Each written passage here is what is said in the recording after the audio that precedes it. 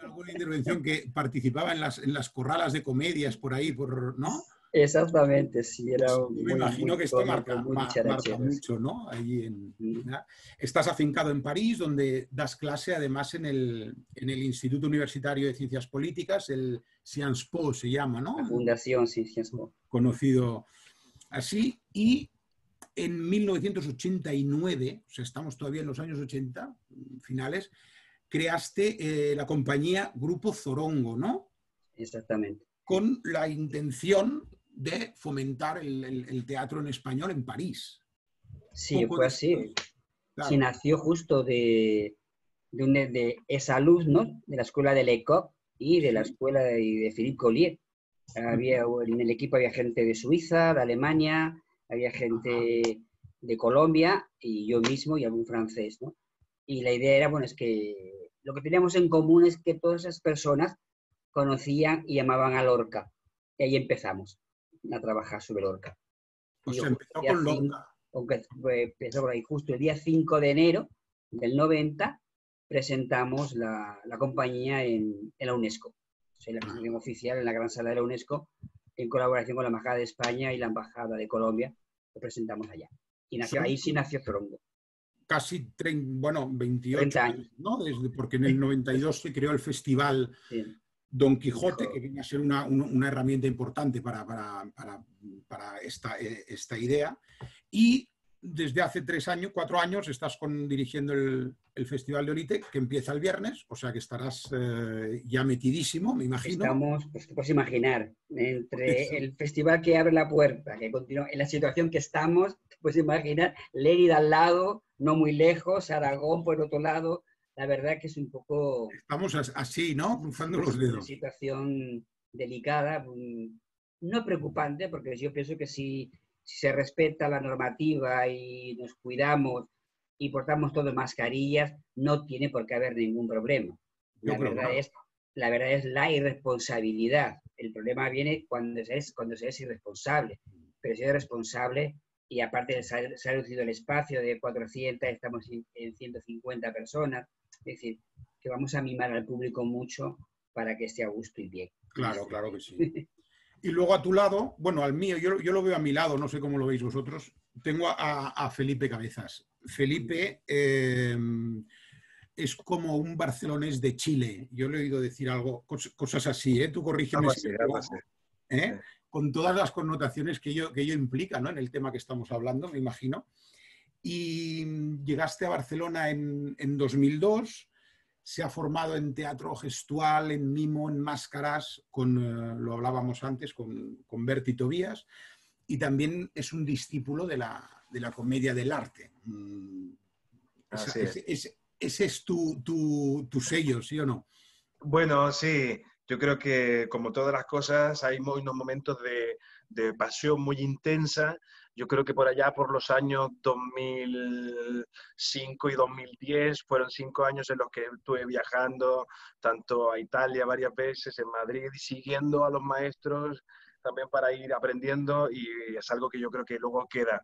Han pasado varios años desde entonces, he hecho algunos trabajos muy vinculados a la comedia del arte, pero luego otros que no, y que sin embargo parecía ser que tenían aún el sello, y no he podido evitar que incluso la prensa, o cuando se habla de mí, pues se siga asociando el actor de comedia del arte, aunque haciendo trabajos que no tengan nada que ver, ¿no? Supongo que hay un periodo de excesiva intensidad durante muchos años en Y que... los periodistas etiquetamos demasiado. No, ahí tienes toda la razón. Ay, La ay. cuestión es que en el 2013 Felipe se lía la manta a la cabeza y abre la Sala Fénix en el Raval más profundo, más rabalero de Sí, el Raval Sur. Barcelona. Y bueno, tú también eres actor, lógicamente, eres director, eres dramaturgo, presumes de haber recibido, entre otros, el premio Pepe Rubianes. Bueno, no presumo, pero ahí está. Bueno, podrías presumir, es un buen premio, ¿no? Que además fue por tu trabajo de investigación sobre Arlequín, el origen del Exacto, personaje de Arlequín en Tu obra exacto. interior, Bueno, ¿no? eso fue un momento mágico también, y tratando de ligarlo con la conversación que tenemos ahora, en la vida de un migrante también, ¿no? De un actor Exacto. italiano que emigró a París, mira, como Luis, y allí también se hizo famoso y de un gran éxito, el Tristano Martinelli, que creó un gran personaje, el personaje de Arlequín, y yo me apasioné mucho por esa historia. Mi mujer es de Mantova, entonces lo tenía todo muy a la mano, conocí los lugares donde nació Martinelli, en todo mi proceso de investigación también seguí los caminos, los palacios donde estaba actuando, en fin, que luego yo creo que de ese proceso tan apasionado vino el premio y otros premios más que incluso fueron unos premios de alguna manera más bonitos incluso que un trofeo, ¿no? Sino que me invitaron a actuar al pueblo donde nació este actor en el año 1550. Imagínate lo que significa eso para mí. Sí, sí. Estuve allí en Marcaría, en un pueblo pequeñito que ni siquiera sabían la historia de este actor, ¿no? Que fue algo muy bonito. Los ilustraste, vamos. Oye, Sí. yo quiero decir a la gente que esté, ya sea vía Facebook o vía Zoom o conectados o lo que sea, que por supuesto cuando quieran hacer alguna pregunta, pues no tienen más que, no sé cómo funciona, pero vamos, no tienen más Exacto, que vayan ahí preguntando, está el moderador que les va a atender la pregunta y te la va a ir transmitiendo a ti.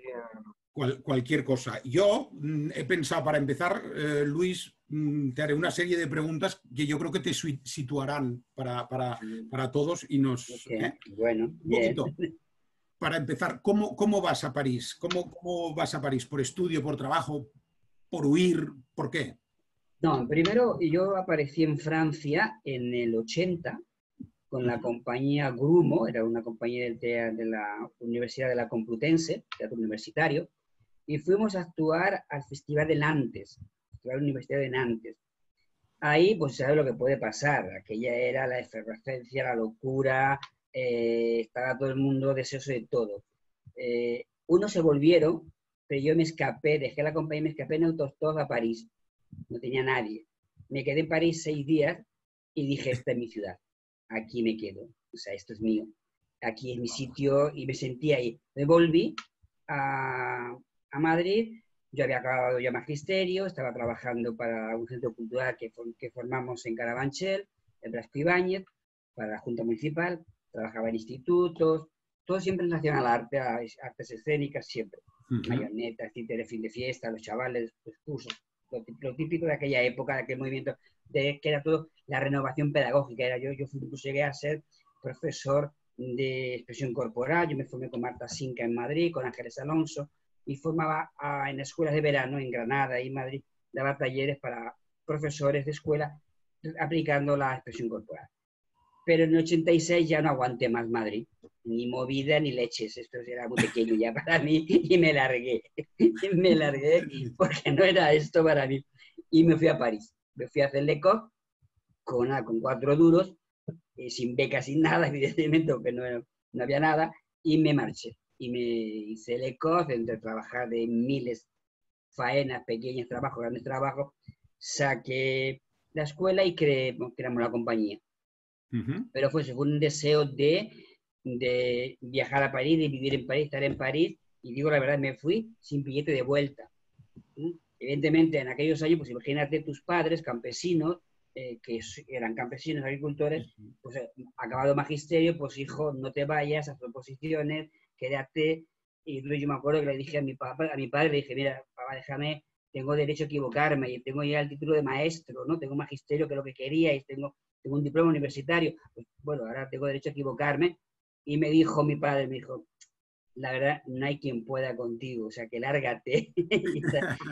Fue toda esa preocupación para ellos, que fue muy dura, porque habían pasado cosas anteriores que no eran tampoco fáciles para ellos, en mi vida privada. Y ahí, cuando ya empezó la prensa a hablar me acuerdo perfectamente que Enrique Martí, el corresponsal del País, en Francia en ese momento, Octavio, hizo un comentario precioso, de Martí hizo un comentario precioso, era el segundo festival, ¿no? Segundo, tercero, del Quijote. Y yo voy a decir que, bueno, esto es un pequeño milagro, ¿no? Que esto se mantenga, y ahí estamos todavía, ¿no? Fue así, pero fue realmente con el deseo de formarme en la escuela de LECOQ, ¿no? Y de viajar para no volver. Evidentemente hubo crisis de deseos, porque París es durísimo, fue una verdadera catarsis para mí, verdadera catarsis de verdad, pero claro, sales de acá a Madrid y nada, no es como vosotros, en Cataluña, que mis compañeros de la escuela de Lecos y Goliet, la gran mayoría eran muchos catalanes. Vosotros habéis mirado, habéis tenido la suerte, está más cerca de la frontera, habéis mirado mucho más hacia París. Entonces, quieras o no, tenéis otra influencia de siempre que no la ha tenido Madrid, que la ha tenido más tarde, ¿no? Claro, en aquella época. Pero anteriormente, sobre todo en la época de la dictadura, vuestra relación con Francia. Yo viví en Barcelona la jornada anarquista de la CNT, yo era amigo de Ocaña, para deciros algo, y de la putita María, es decir, tomamos café juntos muchas veces. No, tengo mis pequeñas historias con Barcelona, ¿no? Yo vivía en La Torre, en la comuna que hay de La Torre, había cosas por ahí curiosas en mis años de Barcelona. Yo me enamoré mucho de Cataluña en esa época, que vivieron yo creo que la mejor época de Cataluña, la legalización de la CNT, las jornadas aquellas. Lo dicen, ¿eh?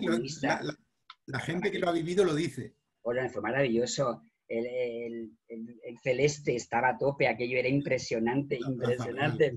El café Zuris, es que ha habido cosas maravillosas en Barcelona, de verdad. Oye, y tu formación con Lecos Goliet es clave. Es muy clave.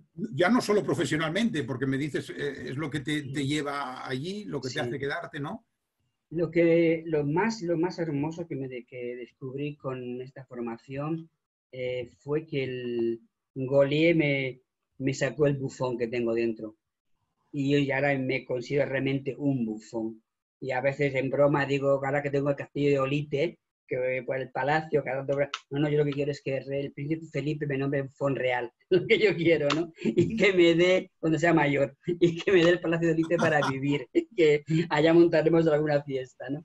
No, yo me juego mucho con eso, pero sí, fue una formación básica para mí, fue básica. Oye, ¿y te has considerado un emigrante laboralmente, socialmente en París? ¿Cómo ha sido esto? No, me he considerado emigrante cultural. Emigrante cultural. Porque yo me fui de Madrid porque se me quedaba pequeño. Yo no encontraba vía de salida en Madrid. Había mucha movida, sí, había ese boom que vivimos todos. Pero de alguna manera, yo ese boom que Madrid tuve, lo había vivido ya en Barcelona, años antes. Con lo cual, a mí Madrid no me llegó nunca a enganchar a ese nivel, ¿no? Entonces fue como muy reconfortante y me sentí realmente culturalmente. O sea, yo empecé a sentir la cultura y a sentirme como ser humano y como hombre, digamos, si quieres, en ese proceso de formación, de catarsis que viví en París y que me ha ayudado y que ha hecho mi vida, vamos. Por eso digo muchas veces que yo hago el festival, pero el festival también me ha hecho a mí. Claro. Estamos ahí en ese viaje los dos en paralelo, ¿no? Sí, se entiende perfectamente. Oye, y háblame el grupo Zorongo, ¿cómo surge? ¿Con esta intención? Me has dicho ahora que además con gente también de la escuela, de otros lugares. Sí, surge por el deseo de todo. Cuando uno acaba la escuela de Lecos y trabaja con Goliet, pues el deseo es quedarse en París, hacer algo, marcharse rápido a su país de origen, que es lo que hacía mucho la gente de Cataluña, o del País Vasco, volvían enseguida para crear grupo, para trabajar. Era una cosa como venías con una inyección de teatro impresionante, ¿no? Porque la formación era muy buena. Entonces la gente, yo no me quedé ahí y la idea fue esa, fue crear algo, pero buscamos qué teníamos en común. Y lo que teníamos en común con Dispar, había gente en el grupo que ni hablaba español, para nada. Y yo no hablo inglés, claro. Con lo cual había una cosa así como muy... Y la relación era entre francés, español, alemán, entre ellos. Es decir, una relación muy hermosa de muchas lenguas, una Torre Babel, un poco por momentos, pero lo común era lo que he dicho antes, era que todos conocían a Lorca. Entonces hicimos un primer proyecto que se llamaba Ay Lorcas, que fue un trabajo de música, de máscaras, donde todo fue un recorrido que era hablar de Lorca desde la poesía de Lorca. Hicimos una selección muy exquisita de los versos de Lorca y fuimos hablando de él desde su infancia hasta la muerte, ¿no? Hasta su asesinato. Y fue una cosa que funcionó. Estuvimos en España, estuvimos en Vitoria, en el Festival de Vitoria, estuvimos en la Triángulo de Madrid, en aquellas épocas, donde era la Sala Triángulo, y nació ahí, como digo, nació en la UNESCO y giramos por Francia un tiempo. Y a raíz de ahí, pues bueno, surgieron más cosas, después se hizo la señorita Margarita, la doctora Taide, el brasilero. Intentamos hacer un proyecto precioso que era La muerte de Mariana, inspirado en Mariana Pineda de Lorca, pero ahí nos pilló la guerra del Golfo. Yo vine en residencia con todos los actores, allá el grupo había ampliado, había argentinos, había italianos en el grupo, alemanes, Colombia y yo, sí, yo como español, y estuvimos en Toledo, en el casita donde estoy ahora, en el pueblecito este, y al final la guerra fue tan fuerte que todo el mundo se fue, y el proyecto no se pudo llevar a cabo, la Mariana de Pineda no se pudo llevar a cabo, y fue cuando retomamos, y estamos programados en Vitoria, fue cuando retomamos para Vitoria el Laia y Lorca, ¿no? Lo llamamos Paseo a la Sombra de la Luna. Eso fue así, nació para eso, en este punto, para hacer teatro en español y de autores latinoamericanos y españoles. El objetivo era claro. Exacto. ¿Se puede comparar un poquito el Festival Don Quijote? En Barcelona está el Festival WI, que es de cine, de teatro en francés, no solo de Francia, ahora han venido de Canadá, de Martinica, de mil sitios. ¿Viene a ser lo mismo o...? No es lo mismo. No es lo mismo. Puede ser la idea. ¿Cuál es el más comercial? Lleva un poquito más comercial, yo creo que sí. Y no hay... el festival también tiene menos tiempo, porque tiene 3 años, ¿no? 4, ¿no? Este tiene, sí, 4 o 5. 4 o 5 años, sí. Poco, que se hace en el instituto, se hace con el Instituto Francés. Sí, conozco a las personas que lo organizan. Hicieron un intercambio. El objetivo de ellos era hacer un intercambio. Primero un año hacer en Barcelona y segundo año hacer en París. Eso, el objetivo que tienen era así. El festival, el Quijote no. El Quijote es realmente un festival que yo llamo ya clarísimo de autor. Es el festival para autores, donde lo que prima es el autor español o latinoamericano. Y es tan claro que cuando hay compañías latinoamericanas, o perdón, francesas, que me proponen hacer algún proyecto en francés, digo, sí, podemos verlo, pero el autor, me puede hablar en francés, no hay ningún problema que el espectáculo se haga en francés, pero el autor tiene que ser español o latinoamericano, porque si no el Festival de Quijote rompe su identidad. La identidad es justo para crear la difusión del teatro. Entonces, español y latinoamericano, y en lengua española. Esto es versión original, siempre con subtítulos, evidentemente. Pero la idea era muy clara a ese nivel de poder hacer una difusión de... Luego utilizo mucho los clásicos, porque claro, Francia es Francia, París es enorme, la competencia es enorme, y el público francés es un público que es lo mejor que tiene Francia, un público excelente, muy educado, y sobre todo una cosa que tiene que no tenemos en España, yo creo, es un público muy curioso. Es muy curioso y busca y busca y busca y quiere ver cosas. Y entonces le atrae, también tiene una educación, claro, que atrae muy, muy fuerte. Yo creo que entonces yo utilizo los clásicos, Lorca y Calderón y Lope menos, pero Calderón y Lorca y Cervantes son sumamente conocidos, como se dice en Francia. Digo siempre que yo utilizo los muertos para dar comer a los vivos. Entonces yo programo clásicos ya más enterrados, para que al mismo tiempo poder programar e incorporar a un autor contemporáneo, como ha llegado Mayorga, como ha llegado la Ripoll, como está llegando autores ahora mismo, claro. Sanzol. Estoy utilizando ese juego, ¿no? Esta idea la has mantenido a lo largo de los años. Yo he visto que el año pasado llevaste a Peptosar con Federico García. Maravilloso. Brutal, ¿no? Fue brutal. Fue, vamos, yo había tenido antes a Maldonado bailando, como en el Café de la Danza, en un festival anterior, y cuando Graviela me comunicó el proyecto y yo me fui, me acuerdo que estaba en una feria en Madrid, fui a Valencia, en ese momento a ver una cosa de Sanzol, y dormí en Valencia y al día siguiente me presenté en Barcelona para ver a Peptosar, ¿no? Que lo quería para Olite. Y luego después, me lo llevé también, lo quería para los dos, pero primero era Olite. Y fue realmente maravilloso. O sea, fue algo, el público de pie, la sala llena, fue algo mágico, fue mágico de verdad. Lo que hizo Peptosar allá fue realmente muy, muy, muy hermoso. Muy gratificante, sí. Y veo que también, por ejemplo, el año pasado tenías esta de los bancos regalan sándwiches y chorizos, que que es tan crítica y tal. Entonces digo, por un lado dices mantener a los clásicos y tal, pero luego está puesta por lo nuevo, ¿no? Ya, pero espérate. ¿Qué criterio sacas? ¿Sigues o no? Pero es que eso tiene toda una leyenda. Esa obra tiene toda una leyenda. Porque yo, estos niños de José y sus hermanas, ¿Y su hermana? yo soy su papá, soy su madrina, soy su padrino artístico. Ah, pues yo esto no lo sabía. Te digo Cuenta. porque el primer año de Olite, yo dirigí Olite, yo tenía muy claro que era, yo quitamos automáticamente, me lo permitieron, hicimos todo, quitar la entre comillas del clásico, dijimos festival de teatro, y ahí incorporé, empecé a abrir el festival de Olite a lo contemporáneo. Pero al mismo tiempo, en Tafalla, yo organicé cada año, desde que estoy ahí, en paralelo, un festival de escuelas de teatro.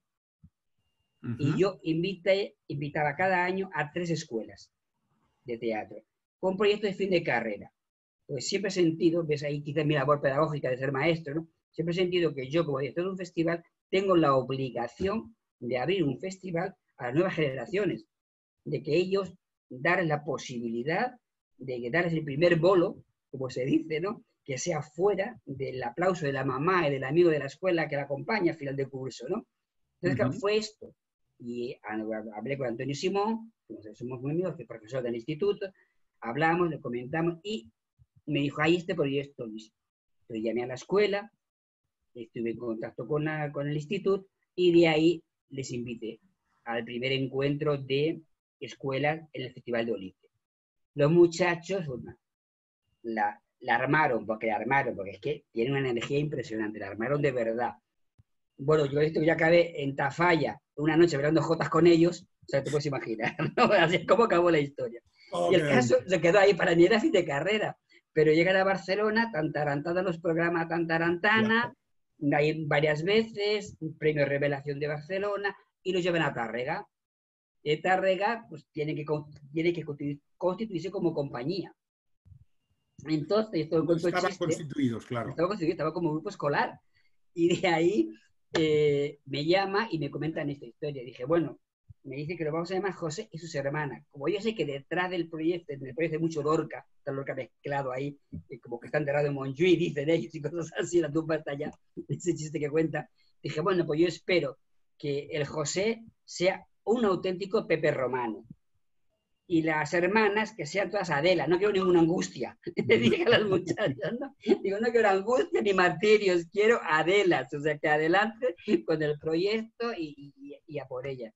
Entonces, claro, ya les vi después en Madrid, en la feria, estuvieron en la cuarta pared, con lo cual dije, bueno, este ciclo tiene que ir a París, y me los llevé a París.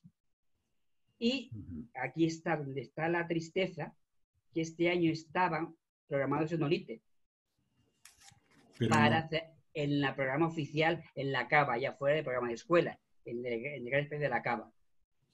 Pero como ha llegado esta pandemia, ha llegado todo esto, he tenido que hacer uso del pragmatismo y como ya han pasado por Tafalla, he tenido que abrir a otras compañías, porque no había posibilidad, había que abrir y dar otra posibilidad a otra compañía de Navarra para que bueno, cumplir con esto un poco, con ese pragmatismo.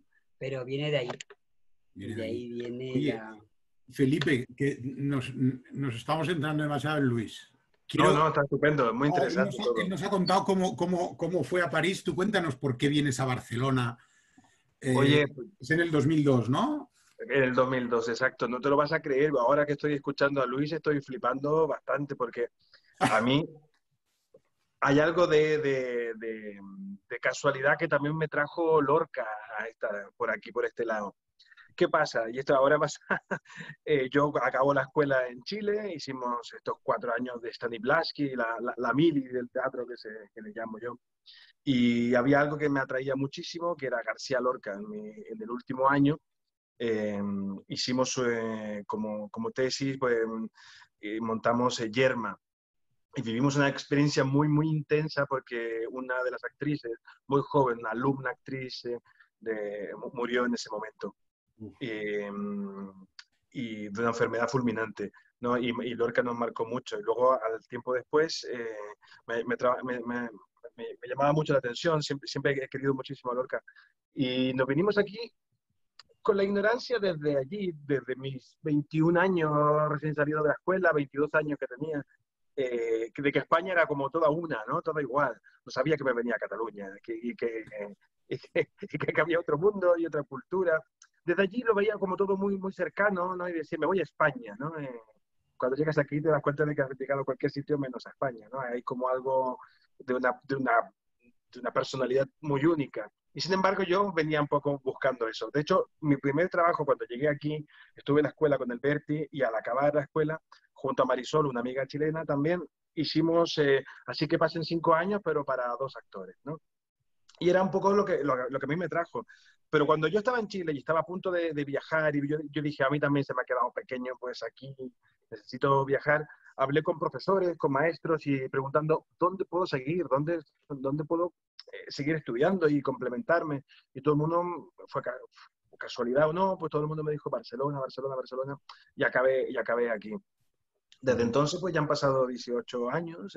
Hace nada, hace 3 semanas atrás cumplí 18 años en Barcelona. La mayoría de edad como barcelonés. Exacto, exacto, lo que yo te comentaba. Yo llegué aquí con 22 años y todo fue para mí nuevo, novedoso, súper intenso también. Los años de escuela, los años de conocer a mi mujer, salir. Y de pronto han pasado etapas que te marcan, ¿no? Primero ser padre, que yo creo que es lo más importante. Luego abrir la sala, tener este espacio. Y he pasado de chaval de 22 a adulto y padre de familia de 41. Y es por eso que a veces yo también siento que esa vida del actor que ha salido buscándose la vida y que de pronto se ha transformado pues, en un adulto. Y para mí Barcelona es una parte muy importante de mí. Sé que matemáticamente no es la mitad de mi vida, me faltan un par de añitos para que así sea, pero prácticamente yo lo siento como la segunda parte, la segunda parte de esta historia para mí y es fundamental, digamos, en mi trabajo, en mi forma de ser, en todo. Yo recuerdo que una vez comentaste que, bueno, que te sentías tan barcelonés y ponías el ejemplo otra vez de Rubianes o Gato Pérez o Bolaño, que en nuestro imaginario los vemos barceloneses también. Y me dijiste otra cosa interesante que me decías que no has nacido en Barcelona, pero que has decidido que morirás aquí. Que esto es toda una declaración de principios. Sí, o una declaración de amor, De todas bueno, maneras, de principios, como dices. En esta trayectoria supongo que te has empapado, bueno, el tema del que estamos hablando, de la migración, etcétera, lo has vivido en primera persona totalmente. Sí, absolutamente. De hecho, ¿Has aportado? No sé, espero haber aportado. No, la verdad que ya me parece una palabra mayor. Lo que sí, sin duda, me he influenciado. Espero haber aportado o que inevitablemente, pues cuando hago los trabajos se van influenciando de una cosa o la otra. Creo que en Chile tenemos un gusto teatral en términos generales, o al menos el que había en mi época, porque luego todo esto va cambiando con los años, las tendencias y todo, ¿no? Había un gusto también por una teatralidad un poco como de teatro de calle. Celedón estaba muy, muy presente en el teatro local también. Algo que tenía que ver más con el teatro del maquillaje y de un punto de vista más explosivo. Y aquí, en cambio, creo que hay un punto, el tema de las ideas, del concepto, y hay algo más contenido, pero de una carga emocional muy potente. Y con los años creo que he intentado unir ambos mundos, ¿no? Desde ese teatro más explosivo de mi parte, a los contenidos, a los mensajes y a la contención, digamos, del teatro catalán en términos globales, que no todo es igual, evidentemente, pero lo que más me ha llamado la atención, y creo que allí ha surgido algo que a mí me ha influenciado. No sé si he influenciado yo a los demás, pero al menos a mí, Lo has absorbido. con el pasar de los años, Cataluña y Barcelona en particular, evidentemente me ha moldeado, ¿no? Como persona y como actor y como escritor también, ¿no? Profesional. Me imagino que es lo mismo que comentabas tú, Luis, ¿no?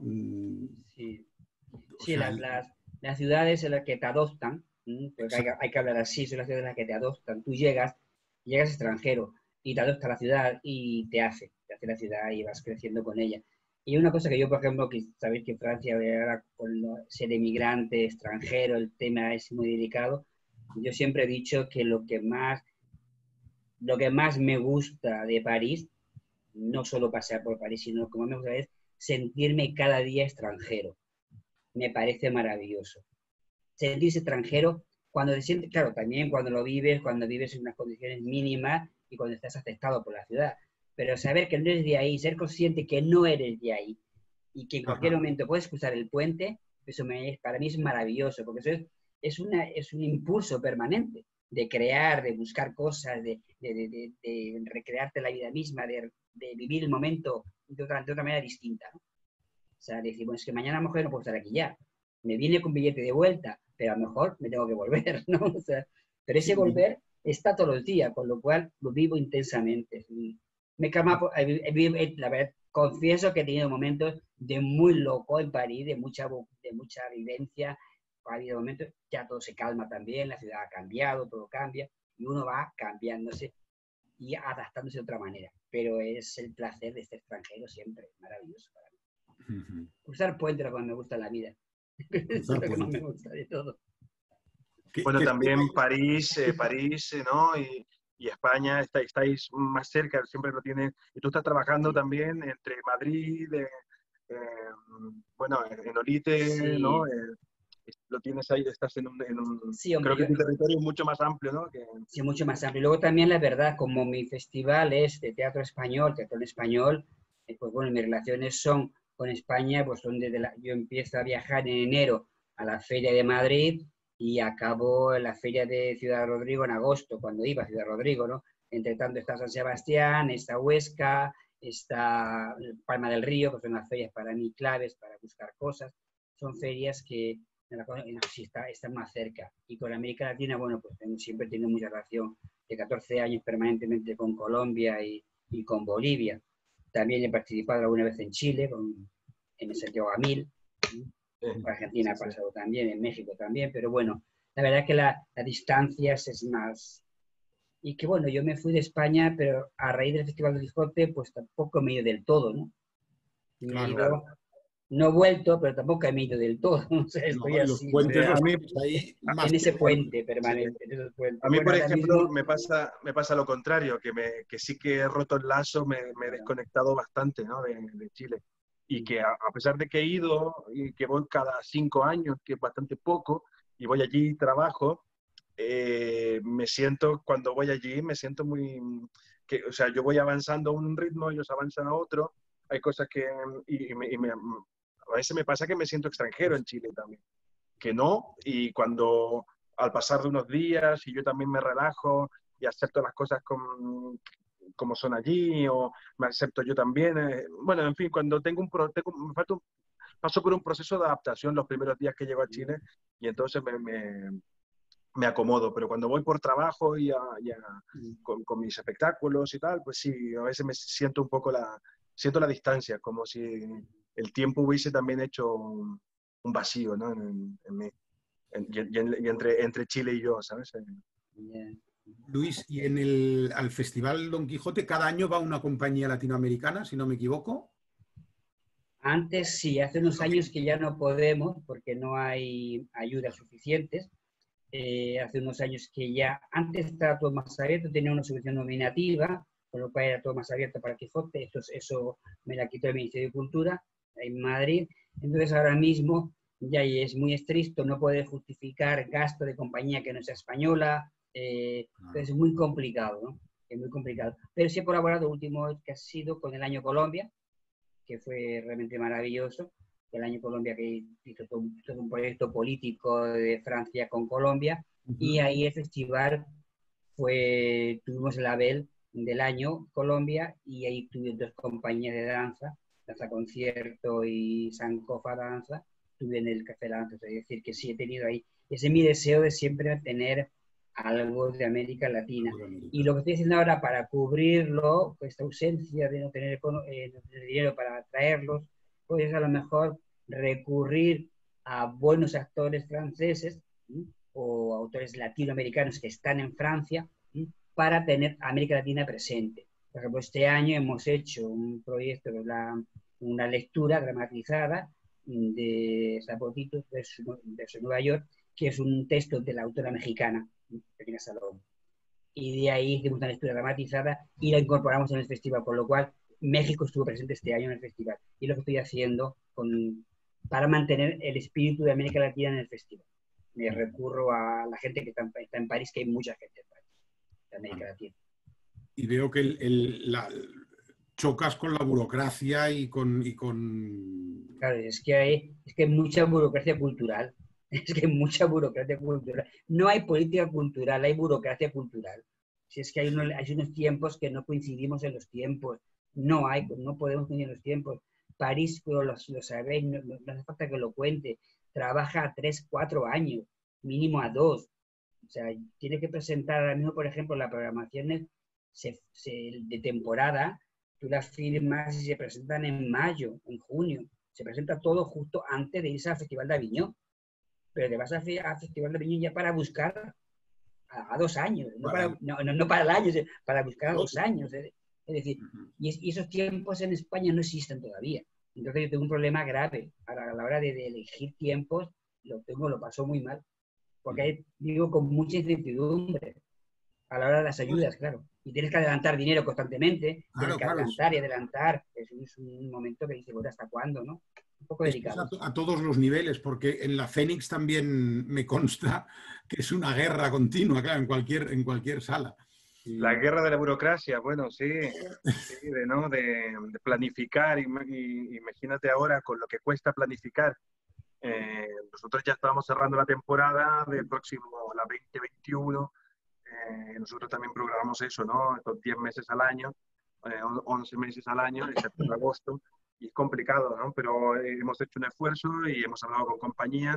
La verdad es que ahora mismo todo el mundo quiere trabajar y estamos hablando con gente que, oye, a ver, te meto en mayo, te meto en junio, estamos hablando y creo que sí que estamos teniendo una planificación, pero un poco sobre un terreno muy, muy, muy fino y que se puede romper en cualquier momento, ¿no? Ahora, por ejemplo, ha habido unos rebrotes en Lleida, que en Aragón, que se hablaba de Hospitalet, pues bueno, pues estamos planificando algo que a lo mejor lo mismo en noviembre tenemos que volver para adentro, ¿no? A las casas. Esperemos que no. Pero esto de la lucha contra la burocracia y todo esto aquí, Luis, yo te oí te he leído también una frase que dijiste, el teatro, que decías que el teatro nunca ha estado en crisis. No. Me imagino que te refieres a artística. El teatro nunca ha estado en crisis. Vamos, voy a ser todavía más claro y más preciso. Bien. El teatro existe desde la Grecia antigua, o sea, no está en crisis. Está en crisis el director, la compañía, que no tiene nada que decir, claro, o que lo que cuenta no interesa a nadie. Perdona que a lo mejor pongo muchos amigos en contra de la profesión, pero es que lo siento así. El teatro nunca ha estado en crisis. Es el director o la compañía que no tiene nada que decir, o sea, y que hay que reflexionar. Que el teatro es un arte vivo que para mí debe, tal y como lo siento, porque quizás, como ya lo viví en mi proceso de formación como actor con Lecot, yo lo hablo mucho, y es que para mí el teatro debe ser una catarsis que nos ayude, que nos transforme, que nos ayude a crecer. Por eso a mí el teatro nunca está en crisis. Si lo consigo o lo concibo tal como catarsis, yo todavía tengo, lo digo tengo la capacidad, aparte de 30 años en la profesión, de emocionarme y de llorar como un niño ante una función. Yo con Pestosar lloré. Yo lloré de emocionado. Hay un momento, el frase de Pestosar y el baile del pañuelo de este muchacho de Maldonado, que dice, pero ¿esto qué es? Es que esto es mágico, no puedes.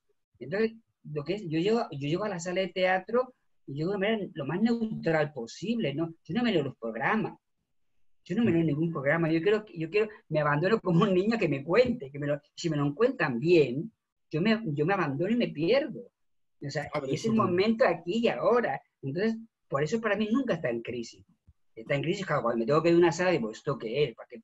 ¿cómo pierdo? Porque ya no tengo edad. Me pasó en París, no hace mucho tiempo, en una sala que me levanté y dije, bueno, yo no tengo edad para perder el tiempo.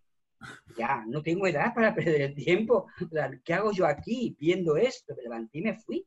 Así que, sinceramente, ¿no? Porque no sentía nada. Yo digo que el teatro para mí, para programar un festival, el teatro me tiene que entrar por los poros de la piel. Y eso lo puedo decir de verdad, sin ninguna pretensión, ni nada. Eso me ha dado un resultado muy, muy eficaz en que hay ese sentimiento de piel, me acerca mucho al público que va a mis festivales. Porque yo observo mucho al público, yo las funciones ya las he visto, pero yo no me pierdo una función, yo estoy en todas las funciones de mi festival. La veo de principio al final. A lo mejor al momento salgo, pero estoy ahí y observando, estoy atrás, observando cómo está el público. Porque para mí, una vez que tengo una compañía en el festival, sea de donde sea, tenga la duración que tenga el espectáculo, para mí ya es la emoción de tenerla dentro de la programación. Pero cada año, cada día, esa compañía u otra siempre me crea la misma duda, el mismo interrogante, los mismos nervios. Si va a llegar al público o no va a llegar. Si lo van a disfrutar o no van a disfrutarlo, como yo sentía cuando yo la vi la primera vez, que por eso programé. Porque yo digo, hago festivales con compañías, pero yo hago un festival para el público. Claro. En primer lugar. Yo pienso mucho en el público y lo estimo muchísimo. Y de hecho, el Festival Don Quijote de París está lleno. No tenemos prensa, apenas. Porque como es tan poco y París es tan diversa, además coincide en periodo del Festival de Otoño de París, que es la época más teatral, por eso lo tengo ahí, evidentemente sin ninguna pretensión de competir con el Festival de Otoño de París, digamos, ni lo más loco, ¿no? Pero ahí está lleno siempre. Pero es por eso, porque hay un público ya muy fiel que sabe, que confía en la programación y la verdad que hemos hecho que eso, hombre, os voy a decir, el primer Festival Don Quijote lo abrió La Zaranda con Vinagre de Jerez en el 92, hoy premio nacional. En ese primer Festival Don Quijote estaba Andrés Lima, el gran Andrés Lima, con Ola Casamayor, hoy premio nacional. Es decir, estaba desde el Vino Vázquez con una yerma, ahora que te dice Felipe, maravillosa, una cosa maravillosa, totalmente contemporánea a tope, increíble, o sea, estaban ahí. Es decir, que desde el primer momento yo creo que el festival me ha enseñado a mirar, a ver teatro, y es algo que yo tengo que agradecerle al festival y tengo que agradecer al público que sigue ese festival, que lo mira con los ojos que yo lo miro también muchas veces. Entonces es bonito. Por ejemplo, quizás hablemos, pero hace 2 años el año pasado cerré con Carmen Maura, el año anterior cerré con Luces de Bohemia, de Valle Inclán, de Zurro. Bueno, pues imaginaros cerrar en París una sala un sábado de chalecos amarillos, que todos habéis conocido la movida que ha sido aquello. La sala estaba a reventar. Te cuento una anécdota, porque hay un momento que Zurro, ese momento del anarquista catalán y todas las manifestaciones, él monta una manifestación en la obra, hay una manifestación de estudiantes, y él monta, en su proyecto hay unas sirenas de policía. El público me contaban que no sabían si la policía era de dentro o de fuera del teatro. Ese sonido de sirena era de la obra o era de la calle. A ese nivel. Entonces yo cuando acabó la función, era tal, presenté a Zurro, y era tal el orgasmo, lo digo yo, porque fue un orgasmo teatral aquello, que dije, mirad muchachos, la sala, me acuerdo que estaban los chavales del Liceo de Nullí Español, perdonadme, pero he invitado a Macron y he invitado a Ana Hidalgo, alcaldesa de París, a cerrar el festival, pero como comprendería están muy ocupados, no han podido venir, ¿no? Porque estaba París ardiendo. Y nosotros con Luces de Bohemia y el teatro lleno. O sea que la diferencia es muy grande. O sea, es muy grande. Fue hermoso. Zurro me puede contar porque fue mágico. Sí. No, Toni, que quería comentarte que también hay gente que ha estado y está viendo el directo y si queríamos pasarle alguna pregunta, pues seguramente tenemos a Luis aquí y a la gente que quiere preguntarle algo, yo qué sé, ¿qué te parece si...? Claro, si hay preguntas, yo contaba con eso, sí. Le preguntamos al moderador técnico ahora, Manel, vale, que nos diga. Si No las puede. hay, adelante.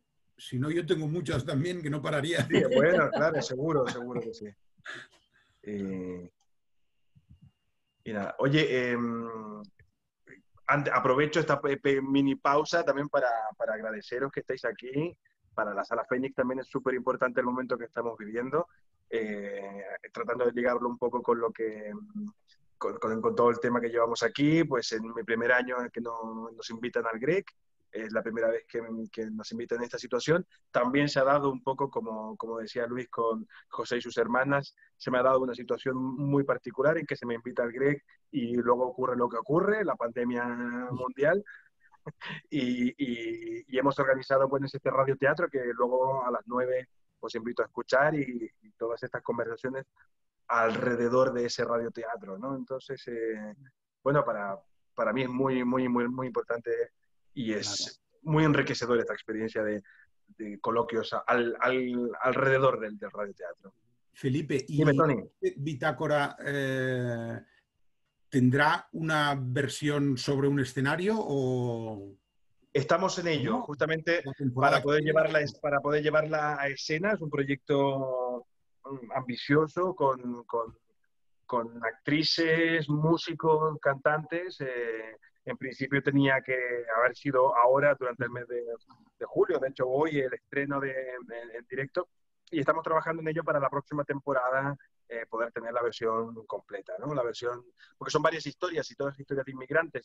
La historia de Miguel de Molina, la que finalmente hemos escogido para el radioteatro, es una y la primera de todas ellas, pero también estaba la historia de Roberto Bolaño y la historia de la Chipahuasín Moctezuma, la hija del emperador Moctezuma, y por lo tanto hay muchas historias aún que contar y otras pequeñas historias entre los intermedios y tal, y claro que sí, estamos trabajando para que próxima temporada pueda estar. Yo os quería comentar una cosa. Felipe, tú tienes una obra que es el Bufón del Rey Lear, que en realidad dices, bueno, tampoco tiene mucho que ver con la emigración, con el tema. Sin embargo, o sea, tú pusiste el foco en este personaje en este secundario grandísimo Sí, sí, sí. de Shakespeare, lo hiciste tuyo, criticabas a través de él todo lo que te daba la gana, todo lo que te permite el teatro, digamos, pero yo de alguna manera, ¿sabes? Lo que veía como con muchas comillas, un emigrante en la corte, ¿no? Al Bufón lo veo yo Mira, yo me acuerdo cuando hiciste el reportaje, lo sacaste en El País y había un poco ese aire, ¿no? Esa observación. Yo quité una escena que ralentizaba un poco el trabajo. Recuerdo que la acabamos sacando a poco después del estreno, y era la historia de cómo ese bufón llegaba a la corte en su momento también, en su carro, y entraba y conocía a las hijas del rey Lear cuando eran pequeñas, ¿no? Era una escena muy bonita que la acabamos, pues la acabé quitando y creo que fue para mejor. Aún la recuerdo con cariño, es una escena muy bonita, un poco de teatro de los caminos, ¿no? Pero sí, porque es un personaje que puede ver las cosas desde dentro, y es algo que me pasa a mí a nivel personal también. Desde adentro, pero desde un punto de vista crítico, desde afuera también, como decía Luis, de sentirse siempre extranjero, ¿no? Hay algo allí de que estar como en una situación, no diré privilegiada, porque los privilegios creo que son de otra índole, pero sí en un ángulo en el que puedes estar dentro y fuera al mismo tiempo. Y creo que eso es lo que le pasa al Bufón, que critica la situación que se está viviendo, pero siendo parte de ella, pero con la libertad de poder decirlo, ¿no? Y hay un punto allí. Y luego también está hay una historia paralela en mi trabajo, ¿no? El Bufón del Rey Lear, es una historia paralela que es la historia de ese actor que intenta también llevar a cabo un proyecto, y ahí sí que también hay, sin duda alguna, hay experiencias personales mías y que sí o sí pues surgen de un proceso también, evidentemente, de un migrante, ¿no? De un actor fuera de su tierra. Y Luis, vuelvo a ti, ahora por el Festival de Olite. He visto que está programada, tienes a Carmelo Gómez, ¿verdad? Con A Vueltas Sí. con Lorca. Uh-huh. Y luego veo que tienes un Lazarillo versión hip hop, Sí. me parece fantástico. Me parece peligrosísimo, pero fantástico, ¿no? Se llama, es un loquito de Valencia, ha terminado, curiosamente, la escuela de Valencia estaba invitada este año a Olite, estaba el País Vasco, Valencia y el Instituto Alicia Alonso de Madrid, con la UNESCO. Y al no estar la escuela, ya vimos, y este muchacho ha terminado la escuela en Valencia 2 años, 1 año, y esto es una cosa de calle que tiene ahí, media rapera, que me parece muy osado, es muy atrevido, y que además ya te lo dice él. Mi padre ya no estaba cuando vine aquí, y mi madre me dijo, búscate la vida. O sea que, y eso, yo por eso he invitado a los chavales jóvenes, dada esta situación como estaba, los veinteañeros, a que vengan a ver a este muchacho, porque se van a tener que buscar la vida, como están las cosas. Claro. Se van a tener que buscar la vida. Y sí, ando. Yo pienso que los festivales, las salas son distintas, la sala Fénix pues tiene su programación, tiene sus creaciones, pero los festivales yo pienso que debemos ser la ventana donde se muestren cosas que son más difíciles de mostrar, o que por circunstancias o porque no haya el nivel, digamos, económico, que no haya el interés, o se piense más en un público de una manera distinta, no se le invita al público a arriesgar y a osar ver otra cosa, no se programan ciertos espectáculos que yo creo que tienen que estar en los festivales. Simplemente para que el público conozca otra cosa, conozca cuál es la corriente artística del país, y qué está pasando en nuestro país, y cuáles son las tendencias europeas a nivel teatral. Es decir, por eso los festivales, yo por eso tengo esto, también tengo a Ana Vallés, con Daimo, es decir, que tengo propuestas muy, muy, muy contemporáneas en ese sentido. Y sobre todo que también el festival, al tener al Lazarillo, pues es una lectura muy, muy atrevida del clásico español, pero con una libertad y un coraje de este muchacho que hay que abrir la puerta para claro. que tienen todo el derecho del mundo, igual que José y sus hermanas. Hacen esa lectura y te meten en la tumba de Lorca debajo del instituto, del teatro. O sea, ¿por qué no? O sea, hay que darles esa posibilidad a los muchachos porque si no, no avanzamos y nos quedamos en los clásicos permanentemente. Los festivales, un festival pequeño será franquicia del grande.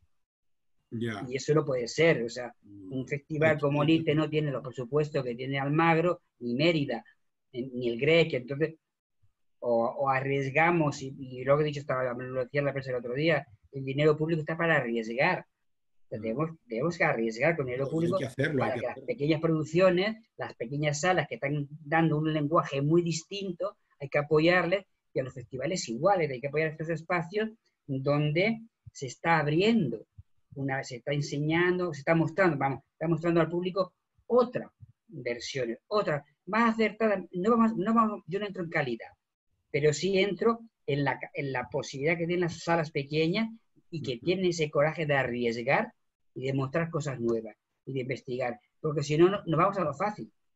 Claro, vamos a lo fácil, nos vamos a Teresa de Ávila, nos vamos a Juan de la Cruz, nos vamos al barroco español y tenemos lleno todos los días. Claro. No, hay que arriesgar. Hay que arriesgar. El dinero, yo digo, no está para contentar, está para arriesgar.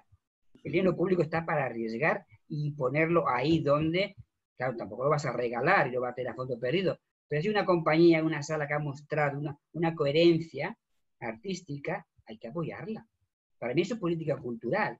Y si no, se queda todo en burocracia, en normativas, en resoluciones ministeriales, se firma, se convoca, y estamos en las mismas. Luego, haya Ministerio de Cultura, sea Cultura y Deporte, sea Cultura y Educación, sea Secretaría de Estado de Cultura, va viendo que ni cambian, ni comas. O sea, van pasando años y años y no hay. Cosa muy difícil, por ejemplo, en Francia, curiosamente, lo voy a decir, que yo ya sé un poco más, como dice él, el catalán, yo sé que es un poco más francés ya, ¿no?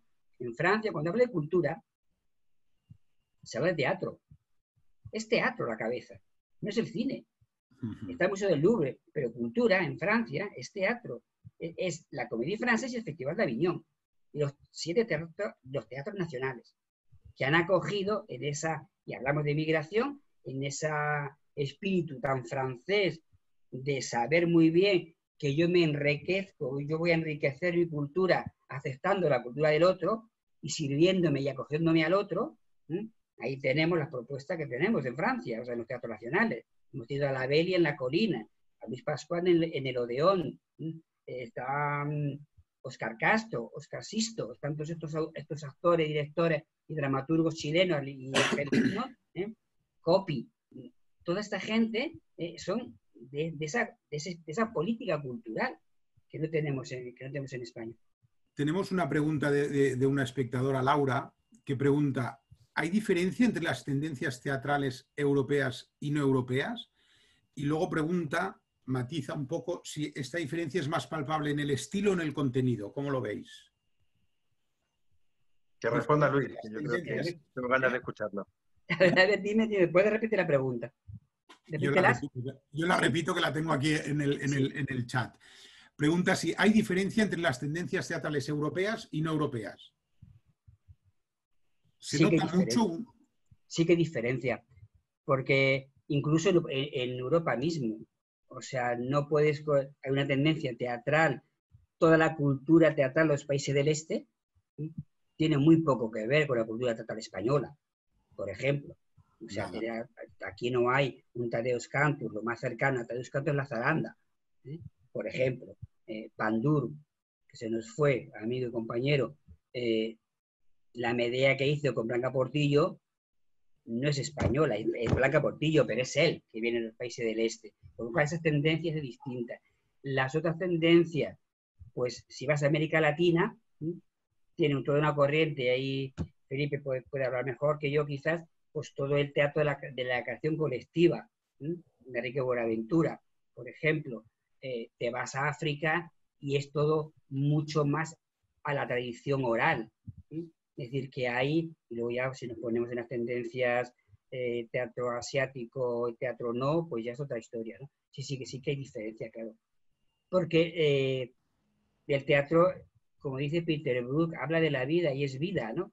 Entonces, ese teatro nace y se manifiesta allá de sus ancestros, como se puede decir, ¿no? De sus años. Yo decía que por eso nunca está en crisis, es una evolución constante. Entonces, desde la tragedia griega hemos pasado a lo que hemos llegado hasta ahora, a lo más contemporáneo. Y evidentemente, países con un poder adquisitivo, con proyectos que se pueden subvencionar, con grandes producciones, con grandes medios tecnológicos, van a crear una tendencia distinta. A Robert Wilson, pues no es lo mismo que sí que hay diferencia, claro.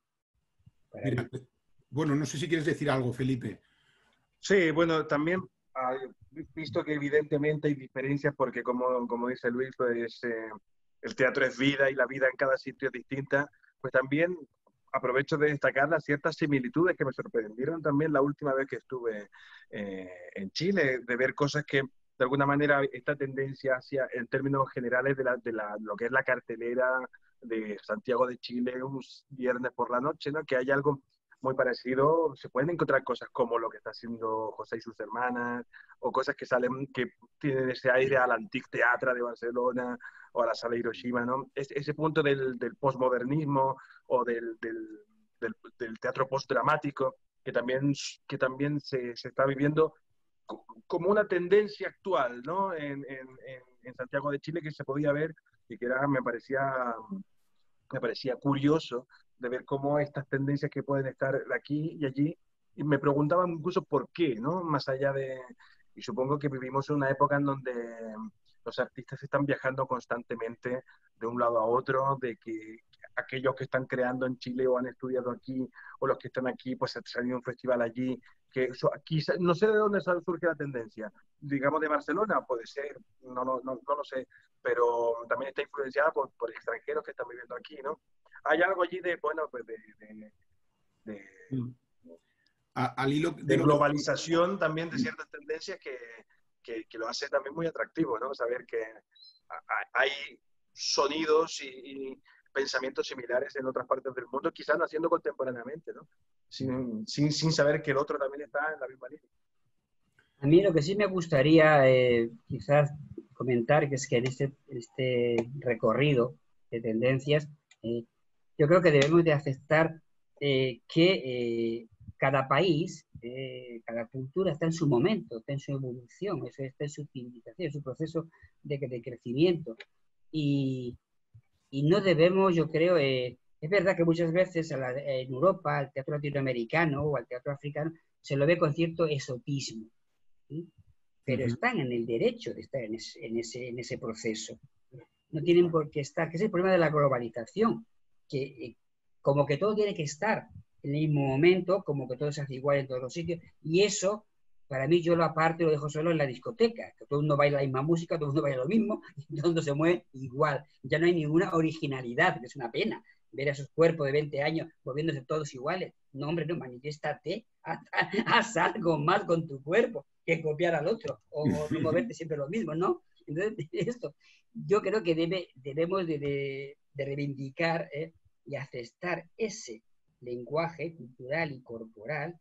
Mira, por ejemplo, el año pasado, una de las cosas más hermosas que he visto en París, el año pasado, fue Leticia Guénon, con un texto de un actor africano de Côte d'Ivoire, de Costa de Marfil, Ouagalé, que se llama Samo, el tributo a Basquiat. Y es un trabajo con un músico de blues, con un rapero y danza contemporánea africano, y un actor de la Guadalupe caribeño con otro actor africano, bueno, que era de una belleza impresionante. Era belleza porque dentro del lenguaje actual, totalmente en el teatro de la Campestre, dentro del lenguaje actual estaba en escena, había la corporalidad de la cultura africana en esos cuerpos. Había una fuerza impresionante, y es que Basquiat estaba encarnado por los dos, por el bailarín y por el actor. ¿Sí? Entonces, era algo impresionante.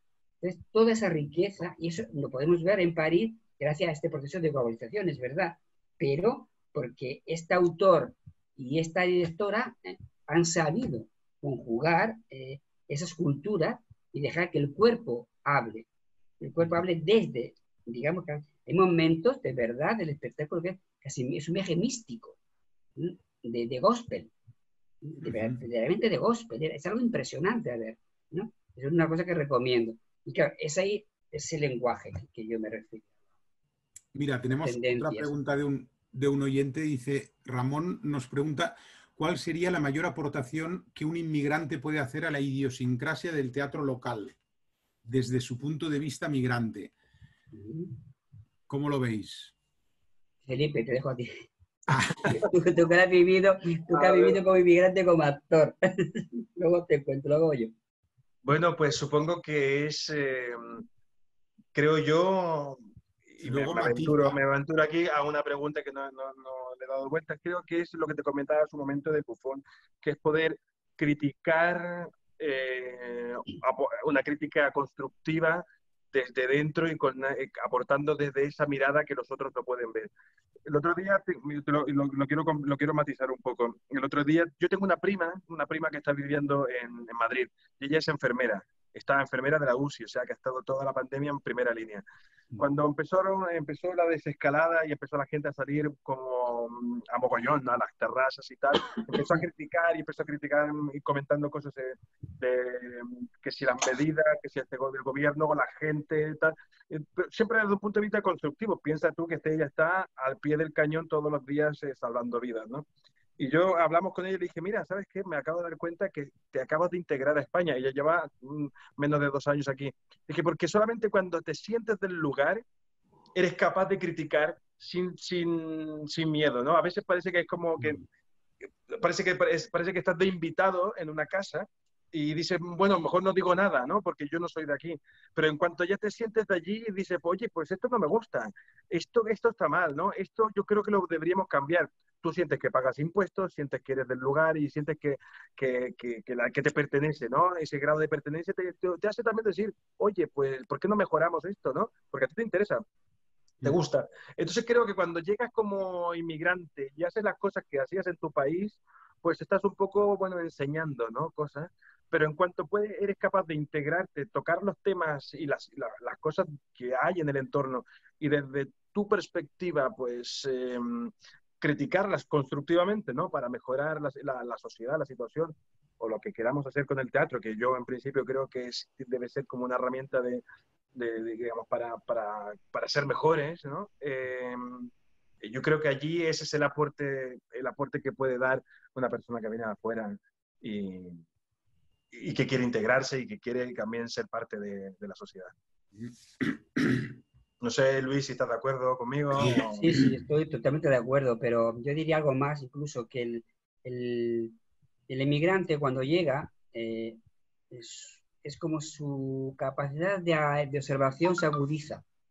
La circunstancia, la situación lo obliga a observar de otra manera, a ser más observativo, a estar muy atento, ¿no? Entonces, lo que sí, para responder a la pregunta, lo que sí yo pido al emigrante es que se muestre con su propia verdad. ¿Sí? Y es un actor que se integre en su compañía, que trabaje ahí, que se muestre con su verdad y que el nativo tenga la capacidad de escucha y de recepción de la cultura del otro. ¿Sí? Porque es la única manera de que las culturas crezcan, las dos, sobre todo la nativa, la que recibe. ¿Sí? Porque si tú escuchas y observas, tú vas a enriquecer tu propia cultura, tú vas a enriquecer tu propio lenguaje, tú vas a saber, y no es lo mismo, yo puedo ser un gran bailarín de jota castellana, porque es un baile que me gusta, que me enseñaron mis abuelos, pero si yo tengo en mi espectáculo, yo puedo meter la jota, pero si tengo un africano o un latinoamericano que me baila una cumbia maravillosamente bien, una danza africana, y el cuerpo le da, la jota va a cambiar y se va a enriquecer. Será siendo jota, pero se va a enriquecer. Es una cosa que pongo desde lo popular, ¿no? Que para mí es donde es la base del teatro, ¿no? Creo. Y además son lenguajes que llegan y que van a llegar a todos los públicos. Todos. Tenemos otra pregunta. Un poquito al hilo de esto, Mauro pregunta, ¿creéis que es posible una verdadera integración de artistas no europeos en Europa? Y pregunta si se ven como una aportación positiva en el mundo del teatro o se quedan al margen, y él habla de la jet set teatral autóctona del lugar. Yo ahí, si me permite, Felipe, respondo yo. Yo voy a ver, ahí respondo como emigrante en Francia, ya si queréis. Pues eso. Pueden, perfectamente. La cuestión está en el país que recibe. Si quiere En o esa no jet set, aceptar al emigrante. Porque si hablamos de Francia, ya hablé, antes comenté. Labelli, Georges Labelli, argentino. 10 años creo, o 11, director del Teatro de la Colina, un teatro nacional. Labelli, antes de ser director de la Colina, ya montó en Francia, en plena dictadura franquista española, ya montó Divinas Palabras de Valle Inclán en Francia. Es decir, que el país lo acepta y lo recibe, pero es que no está solo Labelli, está Luis Pascual, que estuvo en el Odeón, claro, que creó un ciclo maravilloso de teatro hispánico en el 92, que fue el año que nació el festival, que coincidimos allá. O sea, yo a Luis lo conozco de ahí, de su época en París, hizo un trabajo maravilloso. Y el Teatro Odeón llenaba el Teatro Odeón. Recuerdo el trabajo que hizo con Halcón y con Nuria Esper, Los viajes de Federico, que fue una maravilla. El público estaba entusiasmado. Es decir, pero es porque el público tiene una educación cultural, una educación teatral, de aceptación del otro. Entonces el emigrante, si es así, no tiene ningún problema el país. Por ejemplo, Savary, el director francés que hizo toda la español para argentino, perdón, que se instaló en Francia. Perdón, que si me quedo sin batería. Ay, que he ido a buscar el cargador. A ver si se conecta. Sí, bien. ¿Tú también lo has vivido esto? ¿Tú también lo pillo al vuelo, a ver si mientras Luis pone el cargador. Yo creo que evidentemente un actor, un director, un artista inmigrante puede perfectamente integrarse en la sociedad, pero sí creo que esa persona debe ser alguien excepcional, que lo tiene muy difícil, evidentemente. Llegas a un ecosistema que ya está formado, que ya está creado. Creo que todos los círculos en cualquier parte del mundo se forman de antemano, o sea que ya existe la gente que se conoce de hace 30, 40 años, de toda la vida, que han ido juntos al colegio, incluso que que han estudiado juntos, y estos círculos son inevitables en todas partes del mundo. Existe en Santiago de Chile el círculo cerrado y existe en Barcelona. Y quien entra en eso, y en Barcelona hay grandes ejemplos de artistas extranjeros, autores que se montan, directores de Veronese, de Aulte, en fin, mil artistas que han pasado por aquí, siguen pasando, pero que evidentemente deben dar una prueba, el do de pecho, un salto excepcional y ser realmente excepcionales en su trabajo. O sea, no es, quizá tienen un punto más de dificultad, pero no hay una puerta imposible para nadie, creo yo. Sí, complicada, sí, creo sí. Y esto no solo de extranjeros en Barcelona, sino que quizá el de afuera en cualquier parte del mundo. Pero bueno, a ver si Luis ya ha conectado el ordenador. Sí, tengo la batería, ya está puesto. No, yo quería comentar simplemente, quería comentar el ejemplo de la Belli, que ya he comentado, que hizo Valle Inclán antes de que hizo Lorca, mejor el público de Lorca lo hizo la Belli en La Colina, eso es evidente. Ha llegado a montar, el Teatro de las Trompetas, y cuando dejó La Colina, ha llegado a montar 2 obras, que yo sepa, de Mayorga, es decir, y es un director que todo el mundo sabe que es extranjero, pero que París lo adora y lo acepta y lo ha respetado muchísimo, y de hecho tiene un montón de recompensas a nivel público y de premios, ¿no? Por un lado, pero luego también está lo que decía Savary. Llegó Savary, que es teatro musical, es un hombre muy loco que ha llegado con toda esa cultura latina, del sur, del cono sur, y que ha transformado en comedia musical, teatro musical, de Shakespeare a lo más bufonesco y lo más sátiro. Entonces, y de alguna manera, él, con esa forma de incorporar su propia cultura, su verdad, como decía antes, del latinoamericano, en la cultura francesa, ha llegado a democratizar los grandes temas del teatro europeo. Es decir, porque ha sabido jugar, el público ha sabido reírse con su bufonada y su teatro musical, porque es una auténtica bufonada. O Alfredo Arias, por ejemplo, miembro de Copy. Todo depende. Si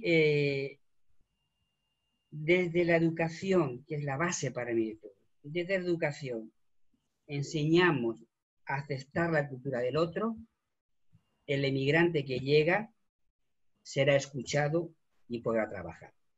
Eso está claro. Otra cosa es si por miedos, por inseguridades, por lo que sea, nos cerramos y nos quedamos en ese círculo, digamos, nacionalista, cultural, cultureta, en un momento, porque al final es cultureta, pobre, una pobreza, porque la cultura solo se enriquece con el mestizaje.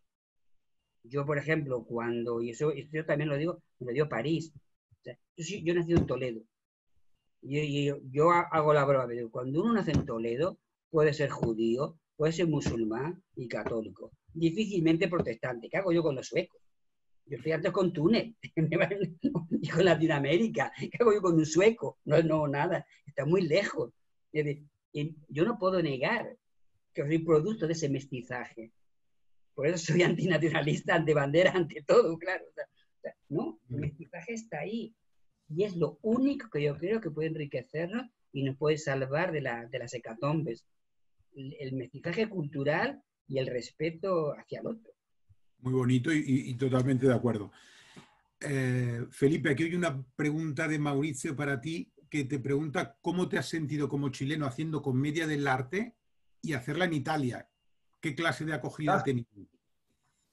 Bueno, yo la primera vez que me invitaron a Italia a actuar fue el 2012 con esta obra, con Inferno, la del premio Pepe Rubianes, y fue una locura para mí, porque esto es como si me invitan a bailar samba a Brasil. A Brasil. ¿Sabes? Que yo vas allí a la cuna de tal y era un nervio y una cosa, vamos, que me tuvo un par de meses preparando primero la versión en italiano, porque yo la tenía en castellano, pero la quería llevar en italiano para allá, haciendo la traducción, mandando a hacer la traducción, bueno, preparando el texto y adaptando un poco también el humor y las cosas, y fue algo muy interesante, porque hay una barrera mental allí, ¿no? Es como nos pasa a los sudamericanos también cuando venimos a España, a los que nos gusta el teatro clásico y tenemos que irnos al Magro, irnos ahí, ¿sabes? Parece que hay que dar un salto mucho más grande. Es como para un americano hacer teatro de Shakespeare en Inglaterra, ¿no? Y ahí hay unos puntos donde vas a la cuna de donde están las cosas y, por cierto, fue una experiencia superada.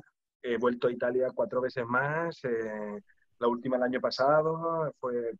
Realmente creo que hay un momento en el que yo creo que nos autoexigimos y también pasa un poco que creemos que vamos ahí a la cuna, donde está el punto, y no siempre es donde vas al lugar, por ejemplo, son ni expertos en comedia del arte, no todos los italianos nacen con un diploma de comedia del arte bajo el brazo, como ningún español tampoco es experto de por sí en teatro clásico, ¿no?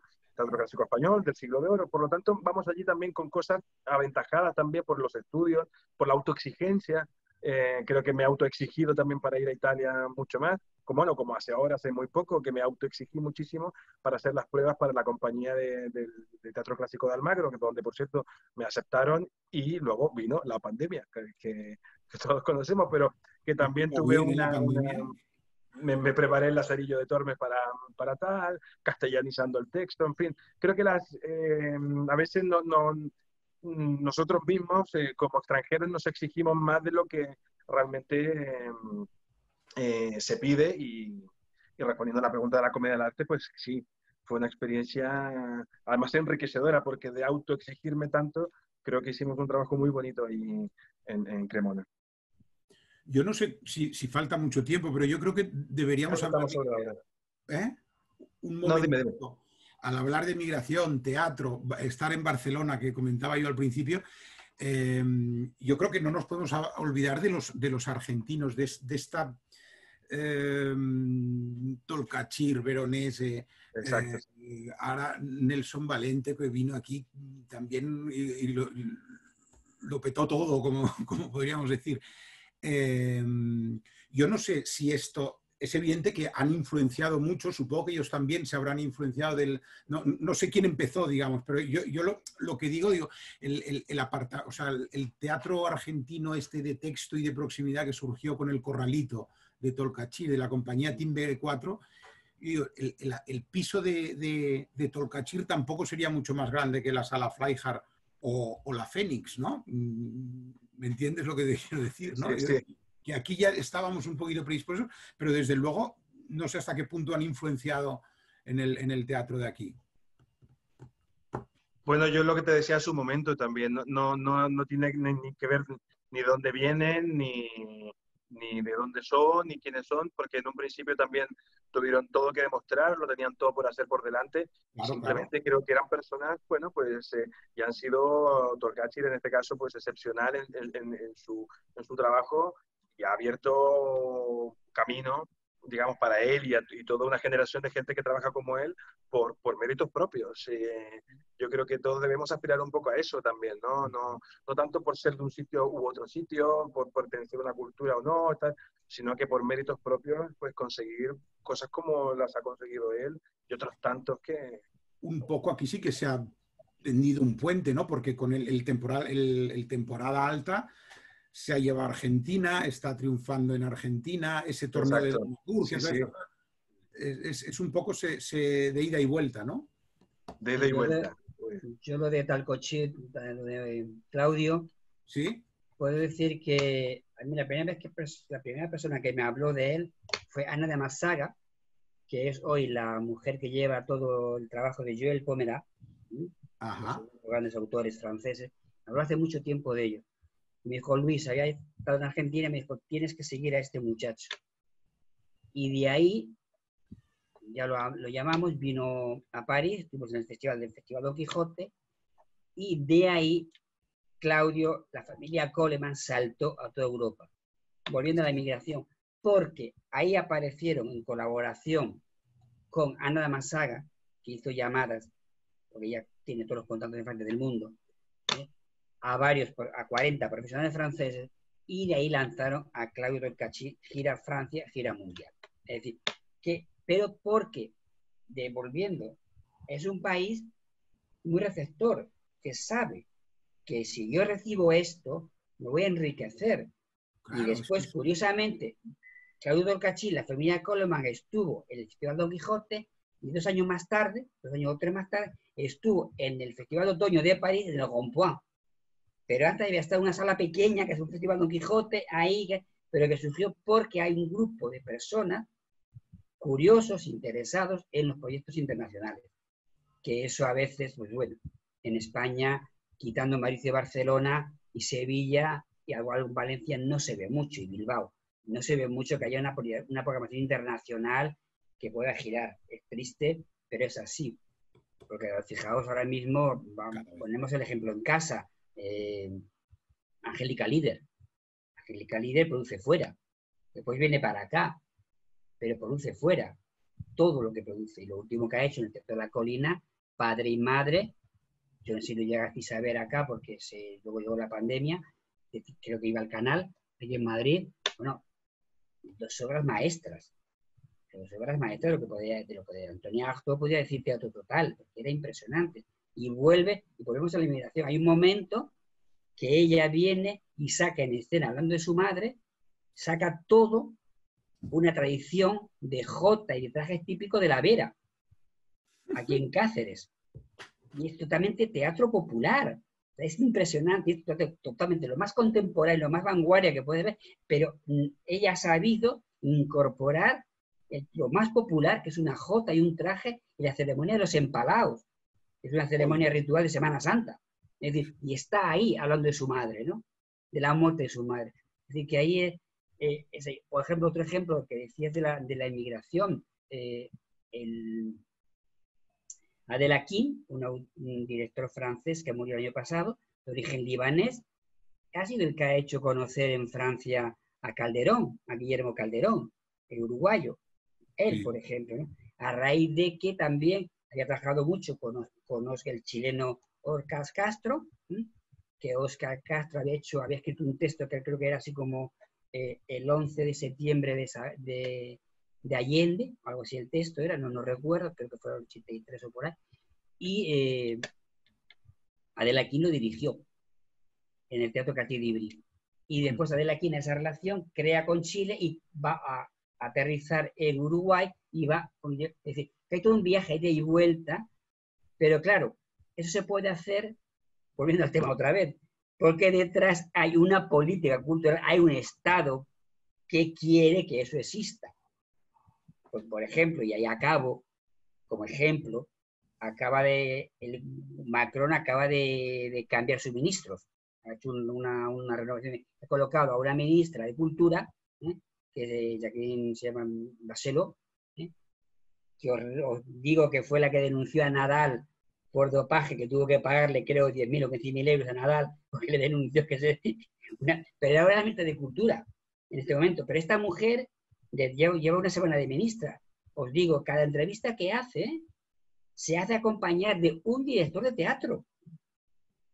O sea, los directores de sala están con él, los de VIP, directores de teatro, habla de ella, están con él. Ella dice, cultura es teatro. Y va a poner un montón de dinero para recuperar el Estado, para recuperar las artes escénicas en Francia.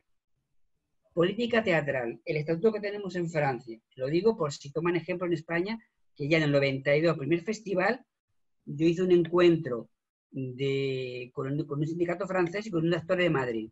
Y el tema era, en el primer festival, era el trabajo del autor en la Europa del 93, el Estatuto Social del Artista. ¿Qué hemos hecho en España desde entonces? El tema era cómo ver el modelo francés, cómo trasladar ese modelo francés a la profesión en España. Estoy hablando de 1992, primer festival, estamos sin estatuto todavía. O sea, ¿qué hemos hecho? O sea, todo esto en ese país, por eso cuando la profesión grita es que Francia da, es que Alemania da, pero porque nos lo estamos peleando, estamos todo el día defendiendo nuestra profesión, ¿no? Estamos paseando por la corte, estamos defendiendo nuestra profesión. Y eso, cuando tienes un Estado que está apoyando, y ya cierro con esto, con esta pandemia, lo que ha hecho el Estado francés, el estatuto nuestro de artista, ha dicho un año en blanco. Aquí se para todo y los actores van a tener un año entero para recuperar las horas para poder tener el paro y poder seguir viviendo más o menos relajados. que no es que siga ahí, pero bueno, relajado. Os pongo la fecha que ha puesto Macron, el 31 de agosto de 2021. ¿Por qué el 31 de agosto de 2021? Se pregunta la gente. Es muy sencillo, porque se confía que a partir de enero, o sea, y hasta julio, todos los festivales de verano, los artistas entre julio y agosto podremos recuperar las horas para no perder el estatuto. Porque el 31 de agosto se acaban todos los festivales y empieza el curso normal de la temporada. Es decir, que hay una inteligencia detrás, de un pensar las cosas, de una planificación, que claro, da su resultado. Y es lo que tenemos allí. Pero vuelvo a repetir, es el Estado el que está apoyando y considera la cultura no como un entretenimiento, sino como algo que enriquece las regiones, enriquece el país. Todo enriquece la cultura, enriquece las relaciones internacionales, enriquece. Y eso ellos los franceses lo saben hacer muy bien, lo sabéis vosotros los catalanes, lo saben hacer muy bien. Sí, y en el cine también estamos en lo mismo. Es el problema que hay aquí con el cine en Francia no lo hay. No lo hay, claro. No está ahí.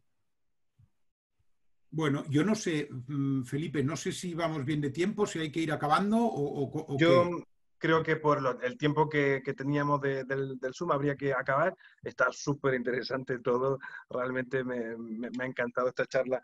Pero yo no quería acabar en cualquier caso sin invitar a la gente que pueda estar viendo ahora en este momento o que lo pueda ver después a que vea más que vea, que escuche la pieza de radioteatro sobre Miguel de Molina, que también es un personaje que yo creo que aúna un poco todo esto que hemos hablado ahora, un personaje que huyó de la dictadura y que fue perseguido por homosexual, por republicano, que acabó en Argentina, pero que estuvo también en México, en Costa Rica, en Uruguay, y que hizo carrera allí en Buenos Aires, y a quien se debe y se entregó absolutamente hasta sus últimos días con poemas y trabajos maravillosos hacia Buenos Aires. Un personaje que también, con un talento tremendo, tuvo que escapar y que acabó en una tierra que lo acogió perfectamente, como es Buenos Aires, y como decía Luis, una tierra que estaba dispuesta también a escuchar, ¿no? No era simplemente un sitio donde llegar, sino que era un sitio que lo recibió, lo acogió, lo adoptó, como decía Luis, y creo que es un personaje muy, muy bonito que a mí personalmente me ha enamorado investigar su vida, conocer su obra, y sobre todo, más allá de su trabajo artístico, también su vida personal, ¿no? Que maravilloso, su memoria, la forma de hablar, las entrevistas que dio hasta sus últimos días con 80 y tantos años, creo que son admirables, por su entereza, por su convicción. Creo que es un gran personaje que me gustaría que pudierais escuchar, pues, tanto si vais a salafélix.com como a teatrosdeproximitat.cat. Bueno, ahora nos encargaremos de difundir un poquito cómo hacer para escuchar este radioteatro. Pues la escucharemos y la temporada que viene la veremos, ¿no? Ahí, eso. Habrá que verla, eso hay que verlo. Claro, Sí, lo que dices, Felipe, es muy emocionante. De verdad que fue todo un personaje. Maltratado Sí. por la dictadura franquista, sacado de los cabarets de Madrid, palizas, ¿no? Fue algo muy duro para él. Y es curioso, Sí. es de esos emigrantes que se ha obligado a irse de España y que nunca se fue, ¿no? Y que lloró siempre por España. Es un hombre muy emocionante el trabajo de ese Sí, claro que sí. personaje. Que lo es. Bueno, pues Tony, yo como dueño de casa, más o menos como director de la Fénix, y estamos en tu como casa. gestor un poquito de estas conversaciones, te quería dar las gracias por Yo tu trabajo de encantado. moderador, de Que os ha periodista. gustado mucho y tal. Imagínate a mí que he recibido de los dos, o sea que yo Sí, estoy encantado. y a ti, Luis, Un también darte las placer, gracias no, de que has gracias, hecho. Felipe, ha sido un placer. Cuando Gabriela me lo comentó, dije, bueno, pues cómo no, cómo vas a decir que no a una cosa así, ¿no? Claro, Ayer tuve lo cuento ahora, ayer tuve una cosita parecida con mis amigos de Bolivia, también han creado, os lo cuento porque puede ser interesante. Acá un proyecto llama Teatro Viral, y os cuento, ahí me eligieron como sorteo, lo cuento, porque a lo mejor puede servir para la Sala Feli también. Y han hecho un proyecto que son 4 autores, 4 directores, y 4 grupos de actores, pero a 2 nada más, a dúos. O sea, 8 actores repartidos en 2 grupos. Y el sorteo era que yo tenía que sacar el nombre de un autor, de un director y de un grupo de 2 actores. Y entonces el director va a escribir una obra de 20 minutos que el director va a dirigir a los actores que le ha tocado. O sea, te gusta o no te gusta trabajar, para trabajar con ellos, ¿no? Entonces están en ese juego que van a intentar, a ver si pueden, en Santa Cruz de la Sierra, van a intentar a ver si lo pueden poder presentar en una pequeña sala que tienen, pero claro, que está todo prohibido, todo cerrado, no sabe, igual clandestinamente van a meter a 10 actores para que los actores sientan un poco el calor del público, ¿no? Pero andaban así. Bueno. Entonces que ayer me tocó esta historia, o sea, que es que estamos todos ahí en ese viaje, con lo cual muy agradecido, Felipe, de que pensares en mí, y si ha servido mis palabras, han servido para enriquecer esto, pues bienvenido sea, de verdad. Claro que sí. Y bueno, tenéis que saber que luego esta conversión que hemos tenido la tendremos subida al canal de teatrosdeproximidad.cat, en la web de todos los teatros de proximidad de Barcelona que nos hemos unido para este verano, y también, evidentemente, en la web de la Sala Félix, por si alguien más la queréis revisitar y la queréis volver a consultar. Luis, ¿cuándo tenemos que ir a París al Festival Don Quijote? El Quijote, en principio tengo fechas de 27 de noviembre al 6 de diciembre, pero estamos ahí. Es que vete a saber, porque el otro día me dijeron, no, perdóname, mi urgencia y el aquí y el ahora es Olite. Si es que no sé qué va a pasar. Claro. Yo llegué aquí a España el día 21, que justo el día que se abrió la frontera, yo venía con un certificado del gobierno de Navarra para poder pasar la frontera, por si acaso no podía pasar. Después, igual, hablando de migración, igual tengo que pasar en patera o tengo que pasar en mula el Pirineo, porque no se saben. Llegaba Andaya y no sabía lo que podía pasar. O sea que el Quijote está ahí, pero digo, vamos. Bueno, Olite es que ya es Olite presente. Ya. Yo, sinceramente... Olite ya no se tuerce. Tengo mis temores de que esto en septiembre, dado como está la cosa, tengo muchas dudas. Tengo mucha incertidumbre, porque hay mucha responsabilidad. Estamos viendo mucha fiesta privada, clandestina, muchas historias extrañas de responsabilidad, de grande responsabilidad, que puede alarmar la cosa y puede despertar y de todas las alarmas otra vez. En Francia también están temiendo, os lo digo. Bueno, claro. Porque... pues esperemos que la cosa siga bien. Pero bueno, estamos ahí, resistiendo, que es lo nuestro. Un placer a los dos y a todo el equipo que está detrás. Un gran saludo. Y bueno, en Olite estoy, o sea que si queréis pasar a saludarme y a verme en Olite, teatro no sé si vais a ver, pero hay un vino exquisito. Ya lo has venido bien. O sea que hay un vino muy bueno de Navarra. O sea que os invito a que subáis a Olite. Pues habrá que ir. Bueno, muy bien. Un abrazo a todos. Un abrazo. Chao, Tony, gracias. Chao. Chao, adiós.